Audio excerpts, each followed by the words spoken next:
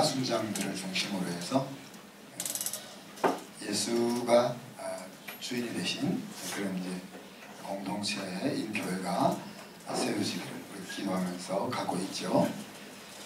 이렇게 매주일마다 교회에서 예배가 드려지고 있다 하는 것이 예수님이 부활하셨다는 가장 중요한 증거죠. 또 우리가 그 부활하신 예수님을 믿고 그분의 제자로 살고자 마음 먹기 때문에 이렇게 주일마다 예배가 드려지고 있는 것입니다. 교회에서 하나님을 어떻게 경외할 수 있을까 할 때 바로 교회가 교회되게 하는 그것이 하나님을 경외하는 것인 줄로 믿습니다. 그래서 우리 한성교회가 힘쓰는 것은 여러분들이 하나님의 자녀가 되고 또 제자가 되게 하는 것입니다.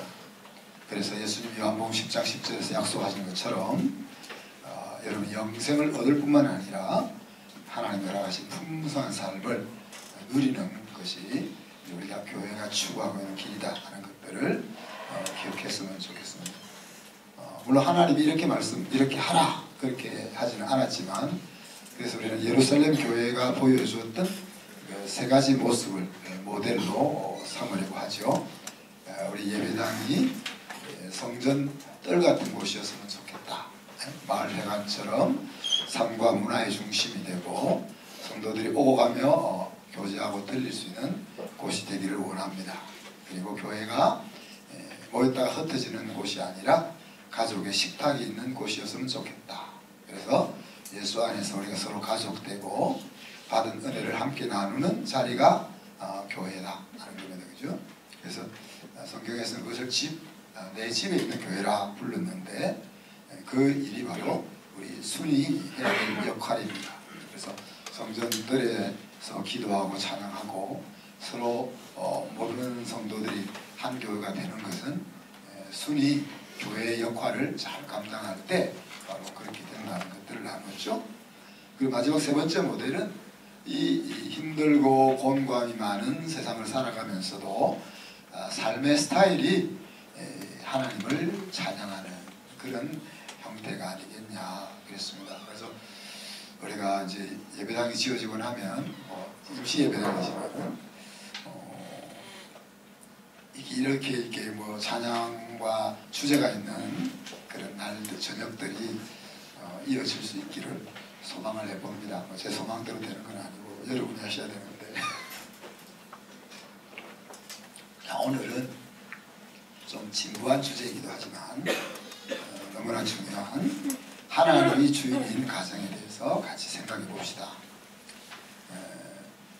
하나님께서 세상의 조직들을 별로 기뻐하지 않으시죠, 그죠? 그런데 기쁘게 허락한 조직이 있습니다. 그것이 바로 교회와 가정입니다. 어떻게 보면 교회보다 더 하나님 먼저 세우신 조직이 가정이죠. 그래서 가정은 다르게 이야기하면 교회 이전의 교회다, 그렇게 말할 수 있겠습니다. 그 가정에 대해서 오늘 그러면 가정에서는 하나님을 경외하는 것이 어떤 거냐 하는 것들을 구체적으로 좀 나눠봅시다. 자, 여러분 집에서는 누가 왕일까요? 우리 집에서는 제가 왕이었는 것 같은데 지금 보니까 아닌 것 같아요. 여러분 집에서는 누가 왕인가요? 뭐 현대사회에 왕이 어디 있겠습니까? 많은 직함은 없어도 왕노릇은 존재하잖아요. 그죠? 여러분 집에서 누가 왕인가요? 꼭 대답을 듣고 싶은 것은 아닙니다. 남편이 능력이 있으면 남편이 왕노릇 하죠. 그죠? 그렇다고 갈수록 아내가 왕노릇 하는 집이 많아집니다. 왜요? 아내가 남편보다 총명한 경우가 많으니까. 거기다가 돈까지 벌어오니까 얼마나 이 아내가 왕노릇 하기가 좋아졌습니까? 자, 여러분 대부분의 가정에서는 또 누가 왕노릇 합니까? 우리 새끼들이 왕노릇 합니다. 자녀들이 왕노릇 합니다. 자녀들이 왕노릇 하는 이유는 전적으로 우리에게 책임이 있습니다. 우리가 세속적 가치를 가지고 자녀들을 양육하게 되면 자녀들이 왕노릇하게 됩니다. 그리고 이제 또한 우리의 부모, 어머님, 아버님, 우리의 부모들이 이 왕노릇 할 수 있었으면 좋겠는데 가끔 왕노릇 하시죠. 그죠? 인품이 좋으셔가지고 여러 가지 힘은 사라졌어도 우리 자식들과 손자들이 우리 아버지, 우리 할머니 이렇게 높이면서 왕노릇 시켜드리기도 합니다. 아니면 여기 있는 우리 할머니, 할아버지들이 왕노릇 하게 되죠. 그죠? 근데 성경은 이제 영적인 가장으로 남편을 세우잖아요. 그죠? 그래서 이 왕노릇에 대한 이야기를 하면서 이 부분을 좀 생각을 해볼 수 있기를 바라는데, 이 영적인 가장의 남편이라는 말은 하나님이 주신 권위와 책임을 같이 가지고 있는 자리다, 그렇게 말할 수 있겠죠. 오늘 사도 바울은 나를 본받으라 그렇게 이야기합니다. 저도 이제 사실 죽기 전에 우리 새끼들한테, 자녀들에게 야, 아빠를 좀 본받아 이렇게 말하고 싶은데 할 수 있을지는 모르겠어요. 사도 바울이 참 쉽지 않은 말을 하는 거죠. 나를 본받으라. 근데 그렇게 뒤에 토를 좀 달았습니다. 뭐라고 토를 달았습니까? 내가 그리스도를 본받는 자 된 것 같이 이라는 토를 달았습니다. 자신이 어떻게, 우리 사도 바울이 어떻게 예수님을 본받았을까? 바울이 본받았는지 안 받았는지는 알 수 없지만 예수님께서 우리에게 모범을 보여주신 여러 측면들이 있습니다. 첫째는 우리가 섬김의 모범을 보여주셨죠. 어디까지? 죽기까지. 그래서 십자가 죽음을 가리켜서 친구를 살리기 위해서 한 최고의 섬김으로 그렇게 이야기합니다. 근데 또 섬김의 다른 측면은 주와 선생이 되어, 그런 표현을 썼잖아요. 내가 주와 선생이 되어. 주와 선생의 자리는 제자들로부터 섬김을 받는 자리잖아요. 그죠? 근데 내가 섬김을 받는 자리지만 섬김을 받는 것보다는 너희들을 섬기는 것으로 그렇게 모범을 보여주셨습니다. 또 주님은 우리에게 사랑이 뭔지 하는 것에 대한 모범이 되었습니다. 로마서 5장에 보면 죄인을 사랑하는 사랑을 보여주셨습니다. 그리고 또 요한복음에 보면 제자들을 끝까지 사랑하는 모습들을 모범으로 보여주셨습니다. 그러니까 나와 뜻을 같이 하지 않고 나에게 화살을 쏘아대는 사람을 어떻게 사랑할 수 있는지, 그리고 나를 배반하고 내 편에 서지 않을 그 사람들을 어떻게 사랑했던 마음을 끝까지 버리지 않고 유지할 수 있는지 하는 모델이 되셨죠. 그죠? 또한 예수님은 사람을 의지하지 않는 부분에 있어서 우리에게 모범이 되셨습니다. 예수님의 생각은 사람은 신뢰를 주고 사랑해줘야 될 대상이지 믿고 의지할 대상은 아니다, 그렇게 생각하신 겁니다.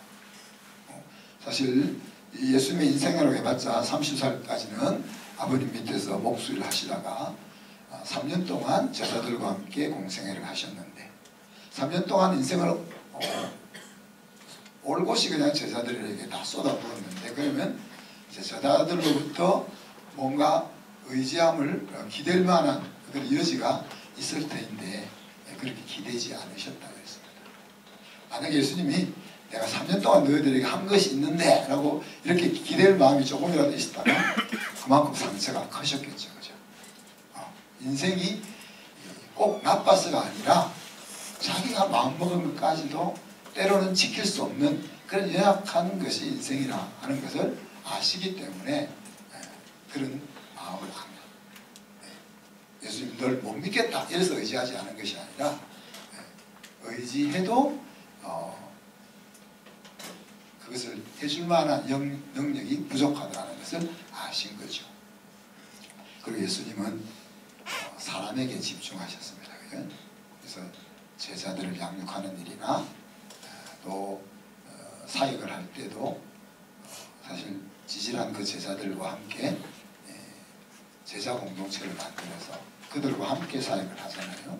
그리고 어떻게 보면 대단한 영향도 없는 그들에게 자기가 하던 일을 위임하고 맡기는 그렇게 예수님은 사람을 중심으로 해서 일하셨습니다. 그리고 그 사람을 세우실 때에도 가르침과 실습을 통해서 사람들을 세우는 모범을 우리에게 보여주었습니다. 뿐만 아니라 자기 사람을 믿어주고 또 자기 사람이 뭔가 일을 할 수 있도록 일할 수 있는 역량을 키워줬던 그런 부분이 주님이 보여준 모범이라 할 수 있습니다. 여러분 사도 바울이 뭐라고 했습니까? 마가를 데리고 가자고 바나바와 다툴 때 1차 여행 때 지 힘들다고 이탈한 개를 또 데리고 가면은 다른 지체들이 너무 마음의 상처를 받는다. 그래서 쟤하고는 같이 가면 안 돼. 그랬습니다. 그죠? 그 마음속에는 어떤 마음이 있는 거예요? 한번 배신한 놈은 또다시 배신할 수 있다. 근데 예수님은 자기를 부인하고 저주했던 그 제자들을 어떻게 해요? 그 놈들도 분명히 배반할 수 있는 놈들인데 걔들을 다시 사실 얘들은 제껴두고 좀 쓸만한 것들을 다시 불러서 일을 시작하실 수 있을 텐데 그렇게 안 하시고 자기를 배반했던 제자들을 다시 불러다가 기회를 주셨습니다. 뿐만 아니라 기회만 주신 것이 아니라 주님이 맡겨준 그 일을 할 수 있도록 그 능력의 원천 되시는 성령 하나님을 그들에게 넘겨주시잖아요. 그죠? 이것들이 우리가 연구하고 본받아야 될 성공의 원리입니다. 예수님이 보여주셨던 이 본보기는 신앙에 있어서만 우리 신앙적 승리에만 중요한 것이 아니라 세상에서 사업을 하든 인간관계를 하든 무엇을 하든 사실 정말 인생이 성공하려면은 본받아야 될 좋은 모델이 된다. 그렇게 볼 수 있는 거죠. 자, 그런데 오늘 제가 이 말을 하려고 하는 것이 아니고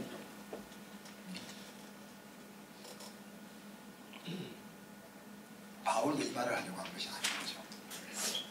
나를 본받으라 할 때 뒤에 이어 나오는 문맥을 보면 바울이 말하고자 하는 것은 권위에 있어서 나를 본받아라 그런 이야기입니다. 사람은 두 사람 이상 모이게 되면 그 자리에 정리해야 될 부분입니다. 누가 권위고 누가 권위 아래에 있는지가 정해져야 됩니다. 그렇지 않으면 같이 행복하게 살기가 어려워집니다. 제가 제 집사람과 결혼할 때 결혼 조건으로 내걸었던 두 가지를 기억하시죠? 누가 기억하세요?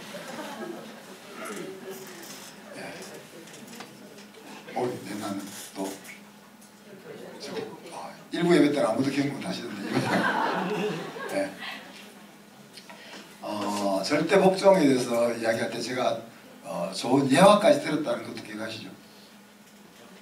그런 기억 안 납니까? 저희 때는 이제 초등학교 국민학교라고 불렀고 그때는 사회 과목 대신 바른생활이라는 과목이 있었어요. 그래서 바른생활 교과서에 실려 있는 내용이 뭔가는 썩은 감자 이야기. 썩은 감자 안 들어보신 거예요. 세대 차이가 확실히 납니다. 할머니 할아버지가 사시는데 그 할아버지가 이제 집에서 키우던 소를 팔아가지고 팔아서 돈을 마련해서 오려고 시장을 떠나는 거예요. 외국전 다 빼고. 근데 이제 마지막으로 이제 바꾸고 할머니가 기뻐할 것들을 바꾸다가 썩은 감자 한 푸대가 이제 된 거예요. 소화. 집에서 떠날 때 소였는데 돌아오기 전날 밤에는 썩은 감자 한 자루가 된 거예요.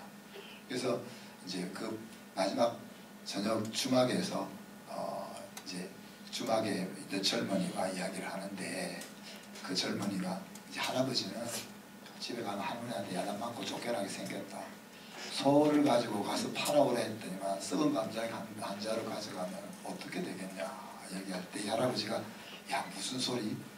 우리 할머니 지금까지 내가 한 일에 대해서 한 번도 잘못했다고 한 적 없고 항상 내 편이었다. 이번에도 분명히 우리 할머니가 난 정신 너무 잘했다고 칭찬해 줄 거라. 그래서 내기를 붙은 거예요. 누가 이겼겠어요? 할아버지가 이겼으니까 제가 말씀드리지. 근데 딱 와서 진짜 썩은 감자 한 자를 보여주니까 할머니가 아이고 너무 잘했다고. 내가 오늘 아침에 옆집에 있는 아줌마한테 썩은 감자도 한 자루 없는 집안에서 이런 소리를 들어가지고 내 마음이 얼마나 상했는지 모르는데 당신이 이렇게 썩은 감자를 가지고 와서 내가 얼마나 기쁜지 모르겠다고 칭찬을 하는 거죠. 그래서 이제 그 젊은이가 그 부부의 그 정말 서로 신뢰하고 화목한 모습을 보고 많은 재물을 주고 갔다 하는 꼭 전설 같은 이야기. 이 저희들이 어린 초등학교 시절 배웠던 교과서에 있던 내용. 제가 무식하게는 안 보이죠? 좀 화는 요즘 화도 잘 안 내요. 큰 소리만 치지 화도 잘 안 내는데 저희 집사람한테 한 이야기가 내가 못 배운 사람도 아니니까 무조건 억지로 내 말을 따르라고는 안 할 거다. 그렇지만 사람이 살다 보면 의견이 다를 때가 반드시 있을 텐데 그러면 그때 가서는 먼저 내 의견과 같지 않으면 나를 설득해라. 그리고 설득해도 내가 이해를 못하면 그때는 내 말을 따라라. 그러면 예 하고 결혼했는데 그대로 안 하더라고요. 그런 이야기입니다. 우리가 살다 보면 두 사람 이상이 모이면은 어떤 것들을 결정해야 될 때에 누가 무슨 그 권위를 가질 것이냐 하는 것이 꼭 있어야 된단 말이에요. 그것이 없으면은 괜히 쓸데없는 불협화음이 일어난다 하는 이야기입니다. 그래서 오늘 그런 권위에 대한 이야기를 가정에서 어떻게 할 것인지 하는 것을 바울이 이야기하고 있는 겁니다. 자, 가정에서 남자와 여자, 다시 말하면 남편과 아내 사이의 권위에 대한 이야기죠. 3절에 보면 먼저 남자는 남자의 머리는 그리스도다 이렇게 이야기합니다. 왜 이렇게 이야기했을까요, 바울이? 왜 제일 먼저 남자의 머리는 그리스도다 이렇게 이야기했을까요? 자, 제가 계속 우리가 설교 때 말씀드리는 것은 성경이 하나님께서 야 바울아 받아 적으라 이렇게 해서 하나님 불러주면 받아 적은 거 아니라 그랬잖아요. 바울이 하나님을 아는 지식을 동원해서 어떤 삶의 상황 속에서 하나님의 뜻은 이럴 거야 라고 기록한 내용들을 성령께서 컨펌해 주셨기 때문에 우리에게 성경으로 와 있다. 그래서 우리가 성경을 읽을 때 사람의 생각을 가지고 접근을 해야 된다고 했습니다. 자, 그럼 여러분 입장에서 해보세요. 왜 처음 남자의 머리는 그리스도다 이렇게 왜 그렇게 이야기하겠어요? 왜 먼저 남자를 언급하겠냐고. 역시 우리 교회는 여건이 크다는 걸 제가 알죠. 당연하게 남자들이 왕노릇을 하니까요. 남자들이 사회 전반적인 구조가 남자들이 그냥 왕노릇하는 것이 일반 구조다는 이야기죠. 그래서 바울이 이야기하는 것은 야, 너 머리 위에 예수님이 있어. 그걸 지금 찝는 겁니다. 너 왕노릇 하고 있는데 너가 왕이 아니고 너 머리 위에 예수님이 있어. 이거를 처음으로 먼저 상기시키는 거죠. 그죠? 자, 그 다음에 나오는 게 뭡니까? 그럼 여자의 머리는 남자다. 이 말을 왜 하겠어요? 왜 하겠어요? 여자들이 남자를 권위로 생각하기가 점점 어려워지고 있기 때문에 그렇습니다. 그렇잖아요? 요즘 대학 가보세요. 공부 잘하는 애들은 다 여자들이. 요즘 힘까지 여자가 세. 우리 초등학교 애들 가끔 티각태각 해가지고 저희 집사람 해결이 안 되면 제가 들어가잖아요. 그래서 야, 이놈들아, 너희 연약한 여자들을 좀 잘 보호해주고 이해해주고 도와줘야지. 목사님, 쟤들이 우리보다 힘이 더 세! 이제 다른 말을 내가 생각해야 된다.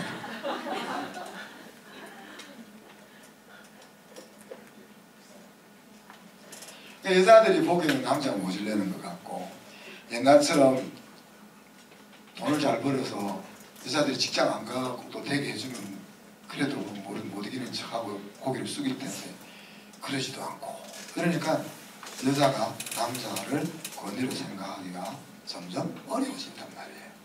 그래서 지금 바울이 뭘 얘기해? 야, 하나님께서 너가 머리가 아니라고 하시오. 지금 그렇게 얘기하는 거예요. 제 머리 하는 것보다 내가 머리 하는 게 나을 것 같은 생각이 드는 여자들에게, 야, 아니야, 네가 머리 아니야, 내 생각이 너 머리 아니야, 그렇게 말씀하고 있는 겁니다. 자, 그리고 나서는 뭐라고 얘기합니까? 그리스도의 머리는 하나님이다, 그렇게 말씀합니다. 자, 예수 그리스도나 하나님 아버지나 성령 하나님이나 등수가 어디 있습니까? 아버지 하나님이 먼저 나온다고 아버지 하나님 1등, 예수님은 2등, 성령님 3등, 그거 아니잖아요. 아버지와 아들과 성령은 하나다 그랬고 능력도 하나고 그렇게 이야기했는데, 여기 성경은 그리스도의 머리는 하나님이다 그렇게 이야기하는 거죠. 그러니 이 머리라는 말이 굴림의 이야기가 아니고 질서의 이야기라는 걸 우리가 알 수 있습니다.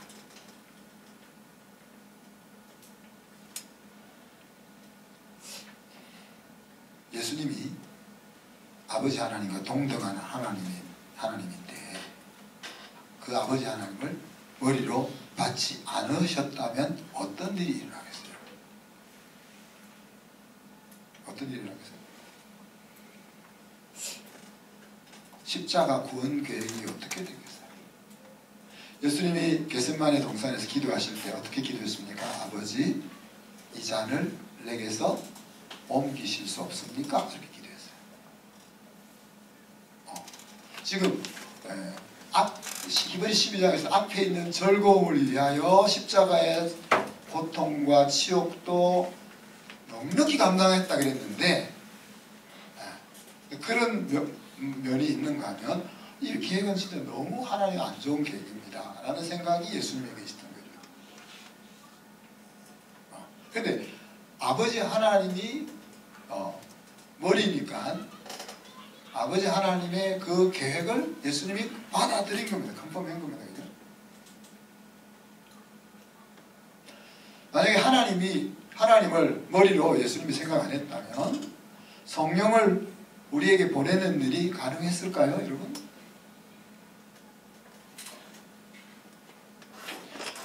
저도 곧 칠순으로 가거든요. 우리 집사람 벌써 70이라고 부르는데 아직 4년은 남았습니다. 근데 자꾸 70이라고 부르는데, 나이가 들면은 여기 우리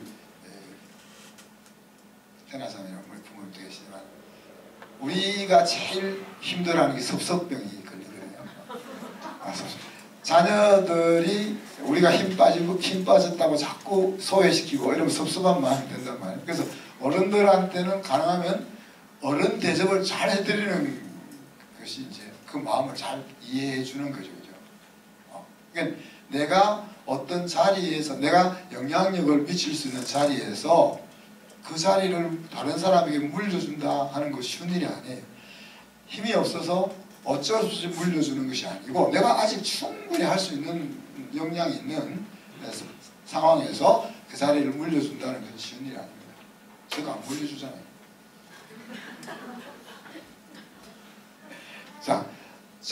그래서 성령님을 보내주다 뭐예요? 예수님 뭐라고 이야기했어요? 야, 내가 죽는 것이 더 너희들에게 유익해. 왜?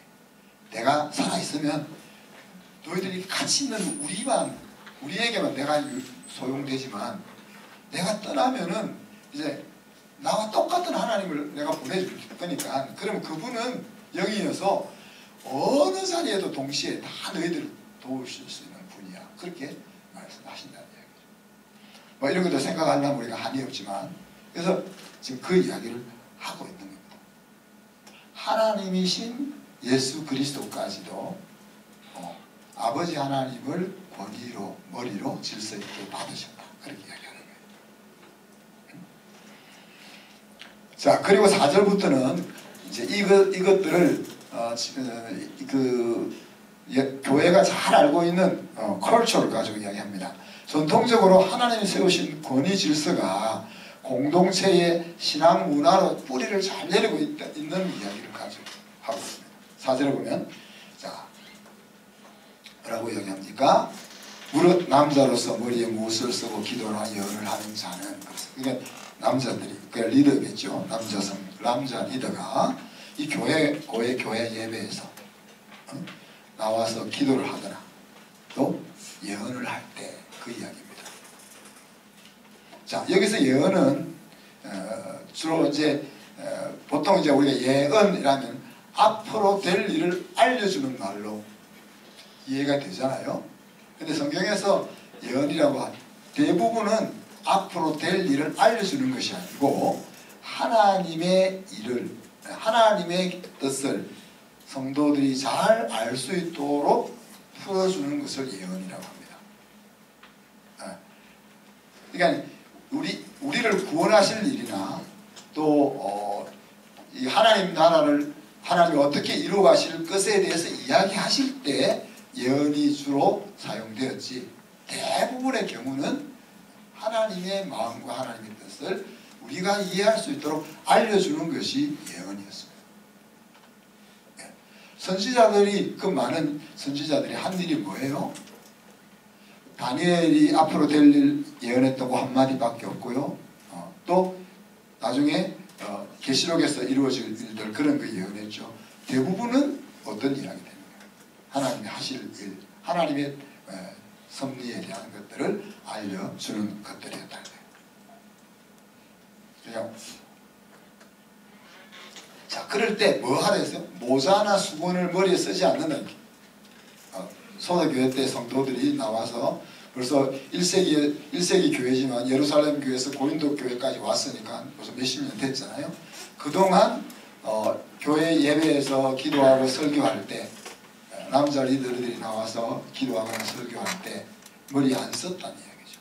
그 머리에 안 썼다는 것이 뭘 표하기 때문에 내 머리에, 우리의 머리에 그리스도, 우리의 머리는 그리스도라 하는 것을 욕되게 하지 않기 위해서 모자 같은 거 안 썼다, 그 이야기죠.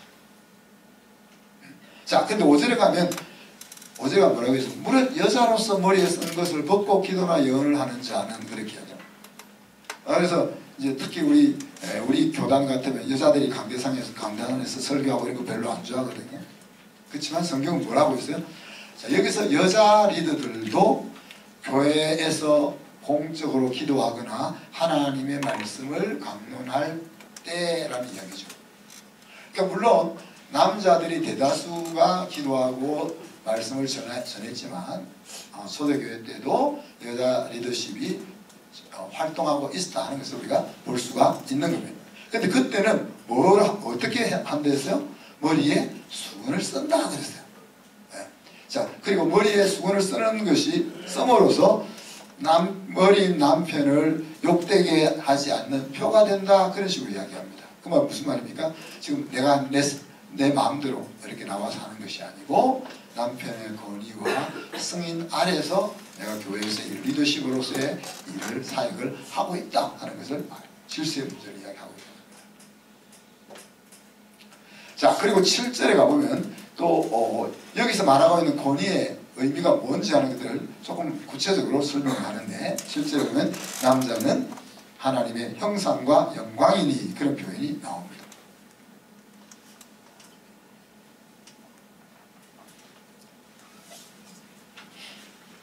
자, 형상이라고 표현하는데 창세기에서는 우리가 하나님의 형상으로 지음받았다는 말은 하나님과 우리가 창조주와 피조물로서 함께 자리를 해서 소통할 수 있는 그런 여지가 없는 존재지만, 하나님 우리를 마치 우리가 기르는 개나 고양이를 이뻐해 주는 것처럼 하나님과 우리 사이가 그런 관계가 아니고, 사람과 사람이 사랑하고 교제하고 하는 관계처럼 그렇게 하나님과 우리가 엮여져 있다라는 표현을 쓸 때 하나님 형상이라는 말을 쓰는 거죠. 근데 오늘 이 본문에서 이제 하나님의 형상이라는 표현을 쓰면 하나님의 보이는 모습이라는 이야기. 다르게 이야기하면 남자가 살아가는 삶의 모습이나 남자가 많아 보이는 언행이 보이지 않는 하나님을 나타내는 모습이라는 이야기죠. 그리고 영광이라는 말은 영광이라는 말은 우리 남자들이 어떻게 사느냐 하는 것에 따라서 하나님이 높아지게 하는 그 일들이 주어져 있다는 이야기입니다. 예? 그래서 다르게 이야기하면 남자에게 주어진 권위의 의미는 하나님을 보여주고 하나님의 위대함을 드러내는 그것이 우리 남자들이 가지고 있는 권위의 정확한 주소라는 이야기입니다. 자, 근데 또 재밌는 건요, 아내들, 여자는 또 남자의 영광을 했어요. 그러니까 아내는 또 뭐예요? 아내는 그렇게 이야기합니다. 아내는 신랑의 멋있는 모습이 드러나게, 아내가 멋있게 행동하는 것을 통해서 야, 저 집 신랑 얼마나 멋있게 저런 멋있는 아내를 이런 말이 나오게 사는 것이 아내의 권위라는 이야기죠.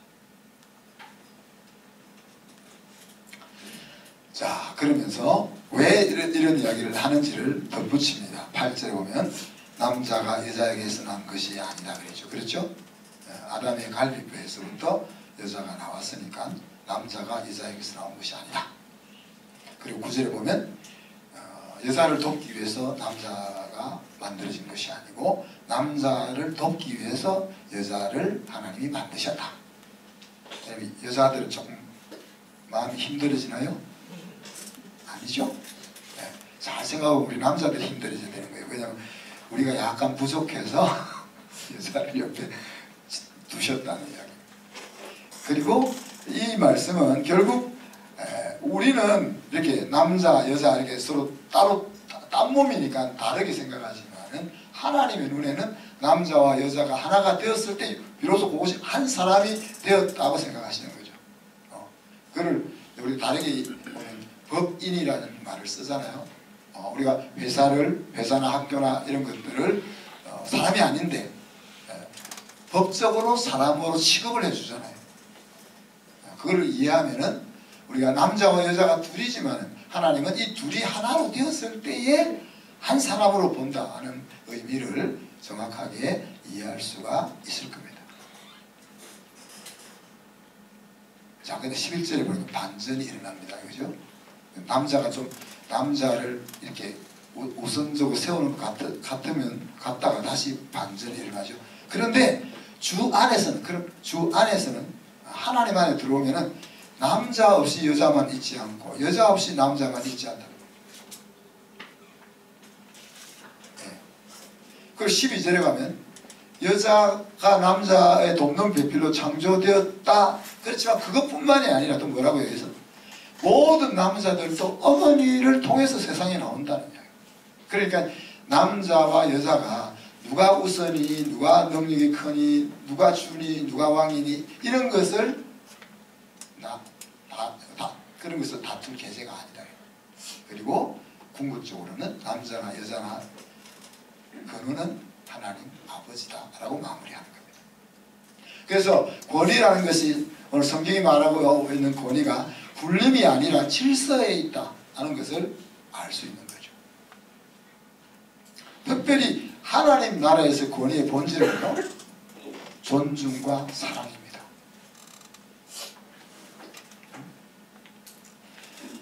왕노릇이나 왕되심, 주인되심을 이야기할 때 그 본질은 존중과 사랑입니다. 이것을 하나님이 왕이시고 우리가 백성이잖아요. 그럴 때 우리가 하나님을 어떻게 공경해야 되고 하나님이 어떻게 우리를 사랑하는지를 통해서 분명하게 보여주십니다. 심지어 하나님을 모르는 세상도 사실 이 원리를 잘 알고 있습니다.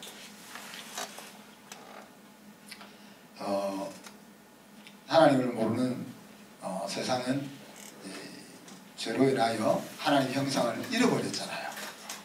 하나님 형상을 잃어버렸지만 하나님 형상이 완전히 사라진 것이 아니고 흐릿하게 아직 존재하잖아요. 그래서 이 세상 아무리 미개한 원시 부족 마을에 가도 무언가를 섬기려고 하는 종교심이 있는 거예요. 우리는 우상이라고 이야기하지만 사실 우상의 존재 자체가 인간이 하나님을 섬길 수밖에 없는 그런 존재인 것을 보여주고 있는 하나의 산 증거이기도 하다는 이야기입니다. 뿐만 아니라 우리가 아까 우리 슬록 집사님이 선거를 위해서 기도했는데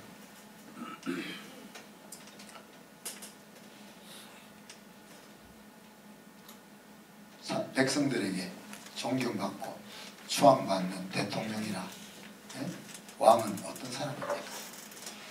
백성을 자기 자식처럼 아끼고 보살피는 대통령, 보살피는 장관, 보살피는 왕, 그 사람들을 백성들이 정말 존중하는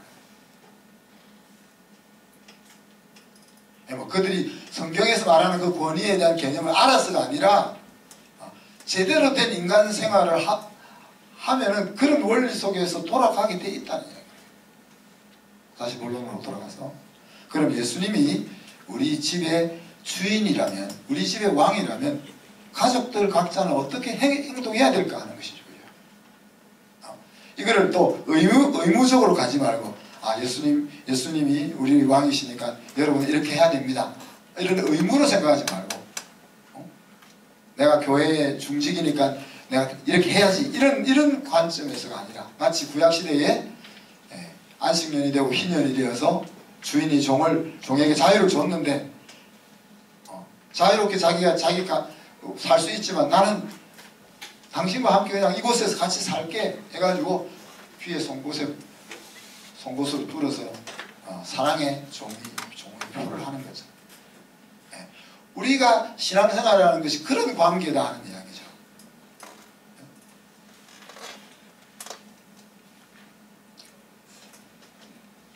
그래서 우리 가정에서 우리 각자 자기의 역할만 바라봤으면 좋겠습니다.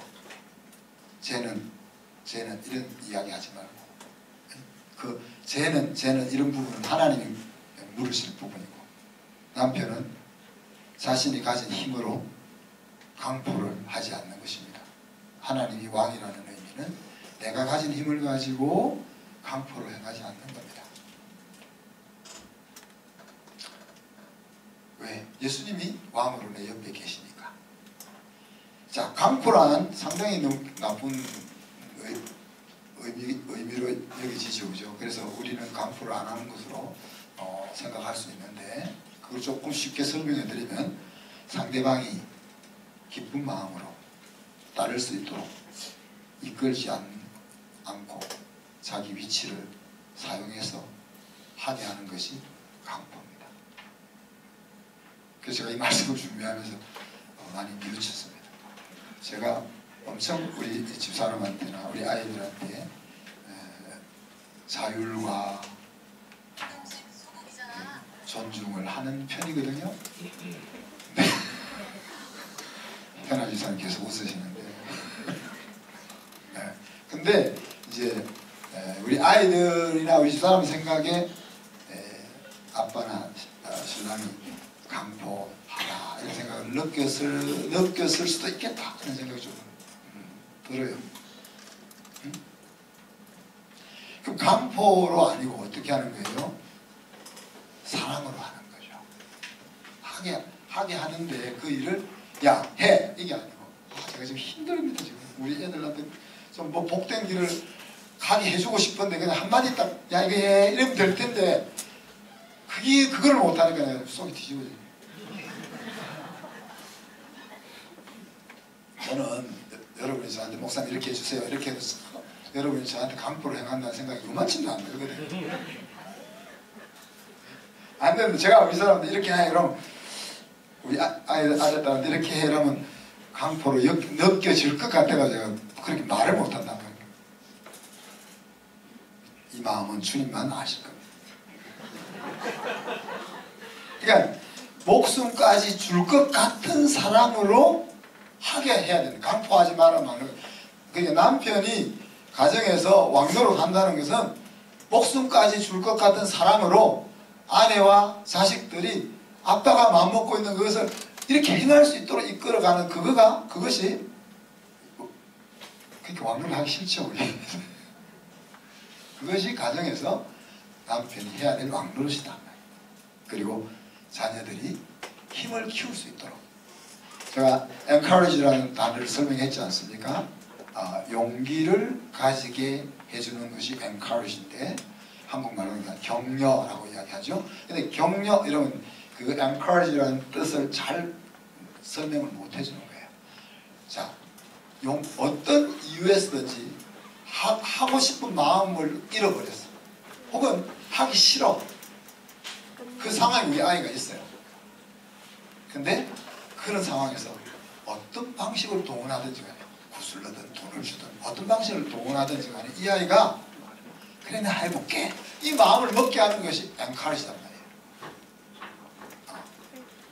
그러니까 하기는 싫은데 아빠의 사랑 때문에 하기는 싫지만 그래도 하는 이렇게 하게 하는 그것이 우리 가정에서 남편이 가져야 될 권위다.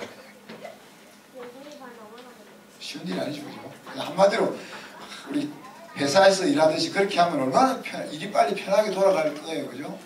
야 이렇게 이 과장 뭐 이렇게 딱 한 번에 싹 갈 건데 그게 아니지. 지 마음에서 우러나와서 하게 만들려고 하니까 얼마나 힘든지.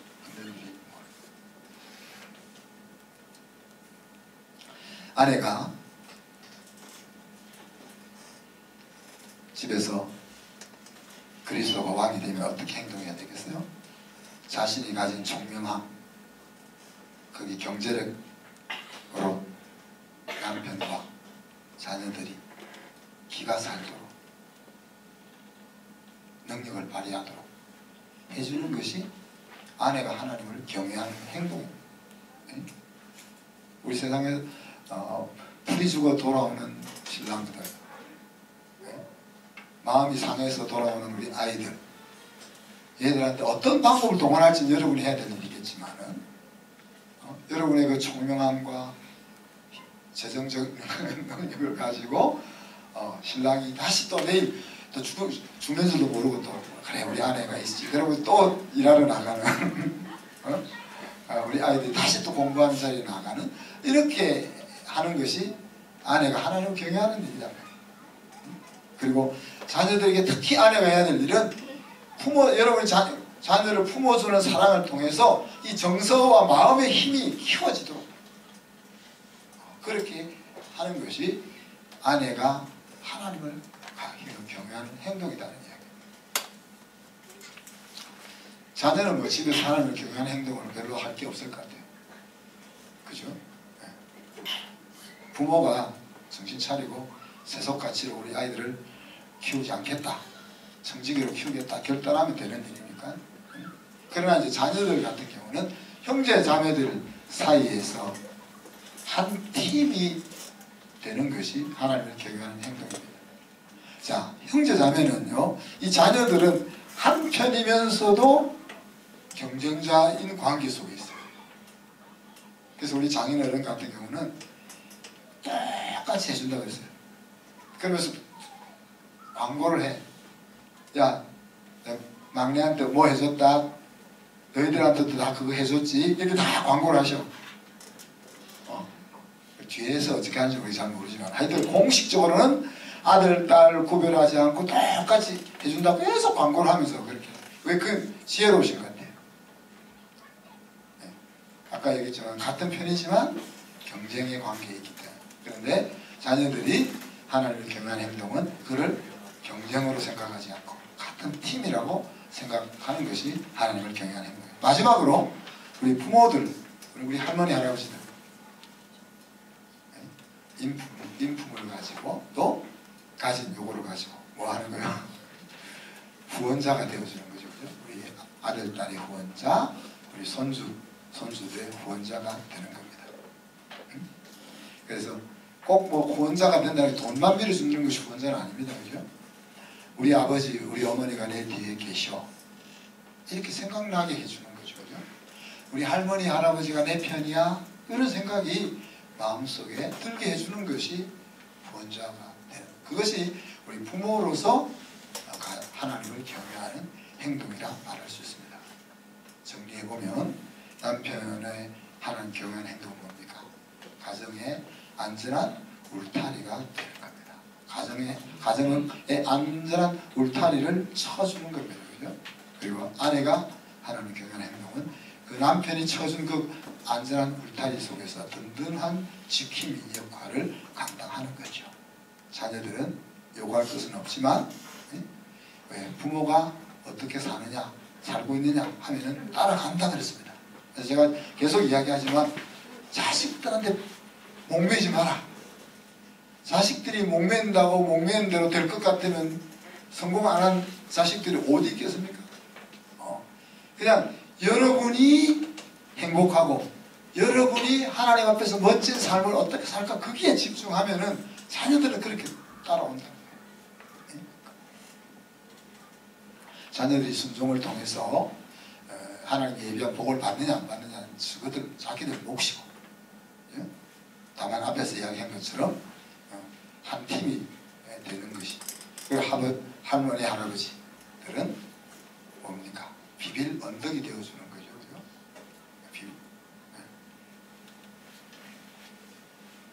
재산을 다 물려주는 것은 자식들을 망하게 하는 길이에요.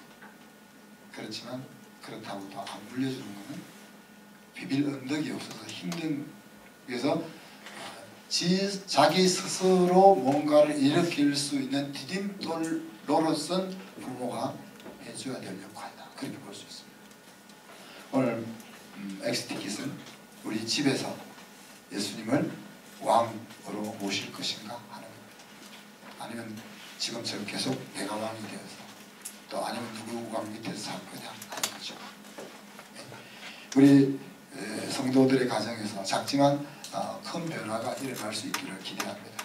우리 각자가 왕이라고 생각하는 그 행동, 왕이라고 생각하며 하던 행동들을 멈추고 예수님이 왕인 행동을 할 수 있는 작은 것에서부터 시작했으면 좋겠습니다.